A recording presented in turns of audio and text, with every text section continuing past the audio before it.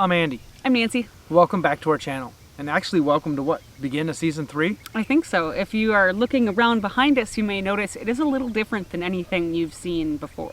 And if you knew Minnesota right now, you know it's covered in snow and this ain't very white back here. Not at all. We decided that we needed to get south and... we found the perfect place. Yeah, we found the perfect place and that's where we are now in Oklahoma. And if you just listen for a minute, you hear nothing. Birds and trees. That's it. No highway noise. No big rams revving up their engines. Or motorcycles or any of the noise. It's or quiet. Sirens every 10 minutes.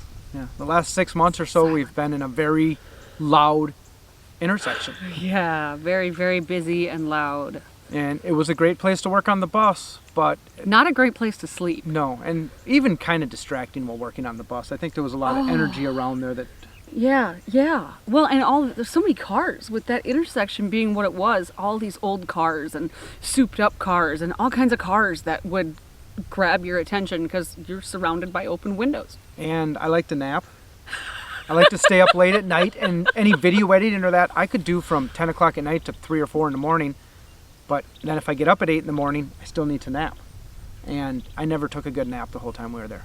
Well, it's hard to take a good nap when somebody comes knocking on the door every time you lay down. Yeah, it was weird. I'd go 2 days without seeing Donnie, and 2 seconds after closing my eyes, he'd be knocking on the door asking for help for something, or just wondering how we're doing. So, but either way, it's we really love where we are right now, and season 3 will be us working on our bus here and other places probably. Well, and not only that, I think season 3 will have a little bit of that red shipping container in the background. Yeah, I don't know if you can see it right off that direction. That's kind of our big reason for coming down here, is to help out with that and help out with a few other things going on around here. Yeah, kind of a work for stay situation. We have a place to park our bus that has electricity and sewer and water hookups, and I get to spend 10-20 hours a week working on a shipping container, which sounds like a lot of fun. And still have time to work on our bus and get our bus done. Yeah. And with offers of help from the other people who are here to help work on our bus. So yeah, having people here that are smart at this or smart at that, and it's a good little setup, a good little situation we have here. And it's really good for Connor. Yeah. Because he really likes being around adults versus kids. And we're all adults. Yeah. So he has some really good conversations, which I think he really enjoys. I think so. He seems to really be enjoying it here. Hey, noise. It's a plane, isn't it? Yeah, because I don't think there's a highway that way. I feel like a lot of farmers... Here we are talking about how quiet it is while an airplane flies directly over us about 150 feet in the air. You haven't seen us in a few weeks because we've been getting ready to come down here. We packing, doing last minute stuff like getting water tanks hooked up. Yeah, we had some stuff we really needed to do to get down here, and I just decided that, hey, I'm going to put the camera down and I'm just going to work on the bus and get some stuff done on the bus, and a lot of stuff done outside of the bus. We had stuff in the shipping container to sell. Oh yeah, stuff in Donnie's in the clubhouse to sell. Stuff to bring to the shipping container. Yeah, we spent days doing this, not even touching the bus, just getting ready to move halfway across the country. You didn't miss anything. No. Boring stuff. Maybe the water tanks would have been cool to see, but I can go show you them in a few minutes here. And you'll see what we did. Yeah. And he doesn't mean we. He means him and Connor. Yeah. Him and Connor did the water tanks. And Connor did a lot of it. Well, I was inside cleaning and packing and getting rid of stuff. Connor did a lot of it. We used all PEX, and I think I crimped one connection, show him how it works, and I made him crimp every connection after that. And he was cutting it, and...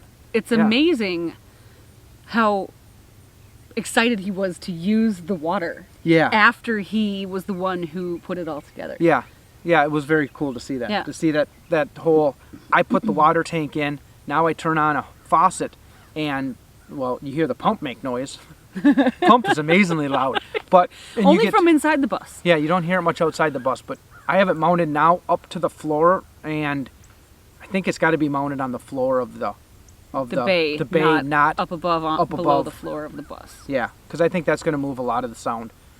And yeah, kind of like the diesel heater. With it down below, we don't hear it, and with the fuel pump down below, we don't hear it. But I have seen people who have installed diesel heaters and hear that click, click, click, click of the fuel pump in their area, and that'd be kind of annoying. Yeah, it's not. Well, that's the other thing that I've noticed since coming here where it's quiet. I hear things in the bus I didn't hear before. Like I sit next to the refrigerator in the morning and I've never really noticed it kicking on and running. And I sat next to the refrigerator after we got here and it was silent outside and I heard it and it floored me that I thought it was as loud as it was because I'd never heard it before because it's so noisy where we were parked before. The first time I heard it after we were here, I thought the diesel heater was on. I'm like, it's 80 degrees outside. Why is the diesel heater on? And I walked over there and it wasn't on. It was just the fridge making noise. Yeah, it's normal, standard noise. It wasn't any louder than normal. It's just that our surroundings were so much quieter down here. That we actually heard things that we didn't know we could hear. Yeah, which is fine. And it's the noise that doesn't bother me. After living in a house for, what am I, 40 now? After living in a house for almost 40 years. Old lady.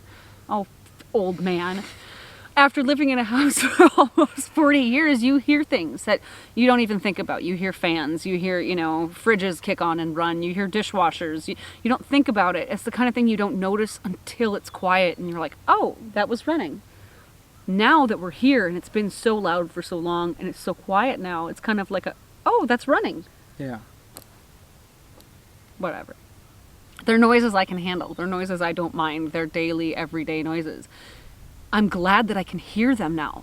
The fact that I couldn't hear them before was It's nice not to be cool. someplace that's quiet. I grew up in the city. She grew up in the country. I don't really mind. I grew up 4 blocks away from Minneapolis-St. Paul International Airport. I grew up a few hours away from there. I can sleep through noise. I actually kind of enjoy the noise a little bit, but not like it was. Not like it was there, though. It was so loud. The people who drive their trucks around 10, 11, 12, 1 o'clock in the morning drive so aggressively with nobody else on the road that all you hear is wah as they go down the road. They would leave the gas station and there's this short stretch of frontage road that everybody has to floor it on. I don't know why, but almost everybody, because you can see this short little stretch. And then you take the county road back to the intersection with the highway on it.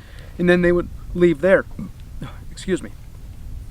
So everybody who left the gas station with loud exhaust, you'd hear three accelerations from them. Mm-hmm. And 9 times out of 10 in the middle of the night, they were big trucks with really loud exhaust. But they didn't go anywhere fast. They just sounded like they wanted to. Yeah. And those are the ones that bothered me the most, I think. I don't mind the muscle car that's all souped up and comes roaring down the road. I'm the one who runs to the window and looks at it and goes, oh my God, that car is so beautiful. There's a Cutlass Supreme that would go by that the supercharger The was Hot so Wheels loud. car. It was just amazing. But when he got on the gas, wow, that thing went, moved. It was gone. And it made sense why it was And I'm noisy. not kidding. It was a Hot Wheels car. I'm pretty sure it was made after a Hot Wheels car because it had the hood thing that came up out of the hood and stood like this high above the hood of the car. It was like a 571 blower with a pair of Dominator carbs on top, and it was a cool setup. But and the high-pitched whine you could hear from a couple miles away, you knew it was coming. And I always went to the window. I'm like, Hot Wheels car, kind of like the popcorn car. Yeah, a couple Ford Focuses with anti-lag that would pop, pop, pop, pop, pop, sitting at the intersection. What I noticed about those cars, though, is that they scared the crap out of me if I wasn't in the bus. Because I was walking one day, and one stopped at the stoplight, and I didn't realize it until it did its thing. It sounded like a huge gunshot. Like I stopped, I'm like, what the hell was that? And it was the car. Don't stop this video for it, but if you've never seen anti-lag in person, Google anti-lag and watch a video of it. It's a pretty cool fire show out the back of a car, and it's loud. The whole idea of it is to put enough fuel into the exhaust to keep the turbo spinning from the explosions in the exhaust so that when you take off from a stop, you already have full boost. It's probably not needed on normal roads, but when I used to work on a race car, you wanted to have that full boost all the time, so that's where it was. Yeah, whatever. Sorry, that's out of the realm of my knowledge. Like a lot of things I've done on the bus, the water situation is somewhat temporary. It was kind of let's call it a prototype / temporary. It works quite well, and tank-wise, it was the cheapest tanks I could find. I ended up finding these 55-gallon drums that used to have Fleischmann's vinegar in them for $15 a piece, and I purchased 4 of them. We have one right now for fresh water, and this one over here is set up for gray water. The freshwater drum, a little over half full right now. I just have PEX tubing coming out of the top of it and going into our water pump. The water pump is mounted on the floor right now, That's not a good spot for it. It transmits the noise up into the coach too much. I'm going to have to move that in the final design. I'm glad I found that out now.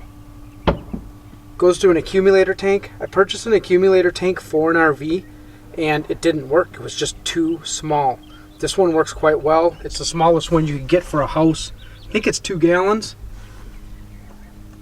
And then from there it goes to the dishwasher and the sink. We don't have hot water yet. That's coming real soon. But for our cold water supply, it's set up pretty well. And for our drain, it comes out from behind the dishwasher. I use this little rubber sleeve here because I want to be able to remove it and reinstall it and not have to cut apart a PVC pipe or whatever. And then there's one of our Fleischmann's vinegar. That's strapped onto basically a pallet that I made using 3/4 inch plywood and 2x4s. And that hooks up to a standard RV hookup. I have to open the door right now to drain it. I would put that hole there, the plug for the hole there, if this was going to be the final spot. But the final spot for it is going to be there. So that's where I want the drain. So I'm not going to drill a hole in my bus just for this temporary. We open up the door. We have to dump it about every 4 or 5 days. And at the same time, we fill up our fresh water. I do have a fitting that I could tee in here if I wanted to hook up the fresh water to that faucet right there. But I kind of like knowing that this is all the water I have, and it's pretty hard to overflow your drain tank if your fill tank's the same size. This is the prettiest background I think we have ever had in a video. It'd be even prettier. The laundromat. That was pretty that time. Yeah, filming at the laundromat was gorgeous. I wish they hadn't been having a drought this year so that the pond was full, but it's still really pretty. And the fact that it's so quiet. I say we don't tell Connor about the water moccasins and send them in to see how deep it gets. Maybe not. We got 2 kids. Only one with us, though. I know. Think of the extra space we'd have if only none were with us. Oh, shut up. I don't think they're deadly anyway. I think it just cost us an emergency room visit. The water moccasin? I'm not really sure. I'm not familiar with the scary snakes. I should be. Tina asked me if we had rattlesnakes here. And I said none right around here by us, but being there in southeastern Minnesota, I wouldn't be surprised. Yeah, if they're in Minnesota and they're in Texas. Honestly, though, I think rattlesnakes would prefer to just be left alone and leave you alone. Several bad puns later. Okay, you should be quiet for a moment so I can get the true effect of the silence of this beautiful place. I'll hide behind you too. Oh, that works.